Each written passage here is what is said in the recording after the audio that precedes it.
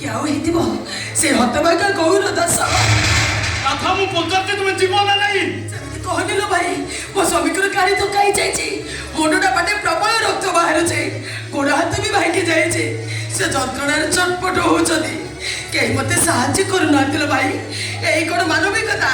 ଏଇ କ'ଣ ମଣିଷ ପଡ଼ିଆ କି ଆସି ସେଲ୍ଫି ନେବାରେ ବ୍ୟସ୍ତ ତ କିଏ ଭିଡ଼ିଓ କରିବାରେ ବ୍ୟସ୍ତ ପାଣି ଟୁପେ ମାଗିଲେ କେହି ଦେଉନାହାନ୍ତି ମୋତେ ଟିକେ ସାହାଯ୍ୟ କଲ ଭାଇ ତାକୁ ଟିକେ ମେଡ଼ିକାଲ ନେଇ ଚାଲ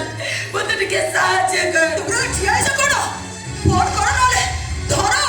ଓହୋ ତୁମେ ବୁଝୁନ କାହିଁକି ଆମ ହାତରେ 10 ମିନିଟ୍ ଟାଇମ୍ ରହିଲା ଲେଟ୍ରେ ଟ୍ରେନ୍ ଛାଡ଼ିଦେବ ପ୍ଲିଜ୍ ତୁମେ ଟିକେ ବୁଝ ମୋ କଥା ସୁବ୍ରତ କ'ଣ ତମେ ତମ ପାଖରେ ସମୟ ନାହିଁ ମୋତେ ସାହାଯ୍ୟ ନ କରିବା ଦରକାର ନାହିଁ କିନ୍ତୁ ମୋବାଇଲଟା ମୁଁ ଘରେ ଛାଡ଼ି ଆସିଛି ଆମ୍ବୁଲାନ୍ସକୁ ତ ଟିକେ ଫୋନ୍ କରିଦିଅ ଏତିକି ତ ମୋତେ ସାହାଯ୍ୟ କର ଏତିକି ତମେ ପତର ହେଇଗଲ ଆମ୍ବୁଲାନ୍ସ ଫୋନ୍ କରିବାକୁ କହୁଛନ୍ତି ପରା ସୁବ୍ରତ ଏଇକି ବର ନୁହେଁ ଯେ ତମକୁ ଫସେଇ ଦେବ କିଏ ତମ ଭଉଣୀ ଆଉ ରକ୍ତରେ ଜୁଡ଼ୁବୁଡ଼ି ହେଇ ପଡ଼ିଥିବା ଲୋକଟା ତମ ଭଉଣୀର ସ୍ୱାମୀ ଜଲ୍ଦି ଫୋନ୍ କର ଦେଖ ନା ଦୂରରୁ ସେ ଗାଡ଼ିଟା ଠିଆ ହେଇଛି ସେ ଆମ ଉପରେ ଗାଡ଼ି ଚଢ଼େଇ ମାରିଦେବ ବସିଲେ ସେମାନେ ପୁଣି ଥରେ ଆସିବେ ଆମ ଉପରେ ଗାଡ଼ି ଚଢ଼େଇଦେବେ ମାରିଦେବେ ମୋତେ ମୋ ସ୍ୱାମୀ ସିନା ତୋ ସ୍ୱାମୀର କେହି ନୁହେଁ ଏଠି ତୁ ପରେ କେଇଟା ଦିନ ପାଇଁ ତାଙ୍କ ସ୍ତ୍ରୀ ହେଇଥିଲୁ ମିଛରେ ହଉ ପଛେ ତୁ ପୁରା ତାଙ୍କ ନାଁରେ ସଖା ସେନ୍ଦ୍ର ପିନ୍ଧିଥିଲୁ ମୋ ପାଇଁ ନହେଲେ ନାହିଁ ତୋର ସେ ମିଛି ମିଛିକା ସ୍ୱାମୀ ପାଇଁ ତ କିଛି କର କିଛି ତ କର ଲୋ ସାଙ୍ଗ ମୋବାଇଲ ଦିଅ କାମ କରିବି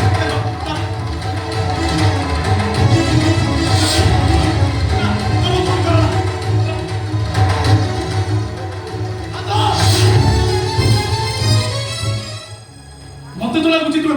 ভলরে জীবনী ମୁଁ ତ ଭାବୁଛି ମୁଁ ନୁହଁ ପ୍ରକୃତରେ ତୁମ ସ୍ୱାମୀ ଏଇ ଗୌର ଦାସ ତୁମ ପେଟରେ ପଢୁଥିବା ପିଲାର ବାପା ପ୍ରକୃତରେ ଏଇ ଗୌର ଦାସ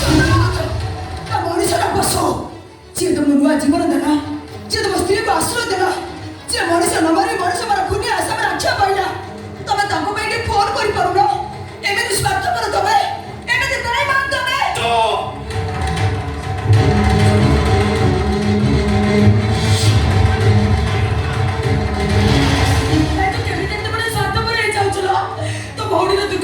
କିଛି ଦେଖାଯାଉନି ତୁ ଏତେ ନିର୍ଦ୍ଦୟ କେମିତି ହେଇଯାଉଛୁ ମୋ ସ୍ୱାମୀକୁ ଟିକେ ମେଡ଼ିକାଲ ନେଇ ଚାଲ ଭାଇ ଏ ସାଙ୍ଗ ତୋ ସ୍ୱାମୀକୁ ଟିକେ ବୁଝା ଭାଇ ଭାଇ ତ ଏତେ ବଡ଼ ସତ ପରେ ହେଇ ଚାଲିଲ ମୋତେ ଟିକେ ସାହାଯ୍ୟ କରିଦେବ ଟିକେ ଖାଲି ମେଡ଼ିକାଲ ନେଇ ଚାଲ ଭାଇ ତୁ କେମିତି ଏତେ ବଡ଼ ସତ ପରେ ହେଇଯାଉଛୁ ତୋ ଭଉଣୀର ଦୁଃଖ କରିତେ କିଛି ଦେଖାଯାଉନି ଲୋ ଭାଇ ମୋତେ ଟିକେ ସାହାଯ୍ୟ କଲୁନି ଲାଲ ଏ ଭାଇ ସାହାଯ୍ୟ ନ କରନ୍ତୁ କେହି ତୁମକୁ ମେଡ଼ିକାଲ ନିଅନ୍ତୁ ମୁଁ ଅଛି ତମ ସ୍ତ୍ରୀ ନମିତା ଏପର୍ଯ୍ୟନ୍ତ ବଞ୍ଚିଛି ମୁଁ ତୁମକୁ ମେଡ଼ିକାଲ ନେଇଯିବି ତମେ ଜମା ବ୍ୟସ୍ତ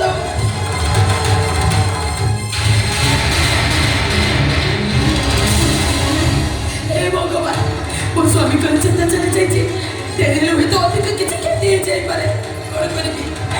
କେମିତି ମୁଁ ତାକୁ